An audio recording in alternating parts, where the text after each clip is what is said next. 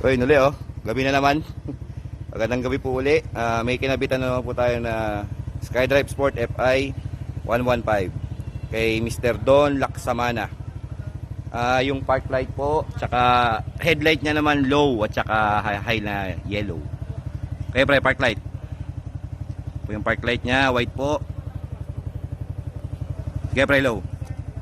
Yan po yung low, yellow, high. Yan pala yellow niya, high.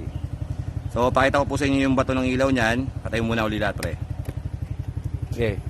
Park light. Yan lang po yung park light niya.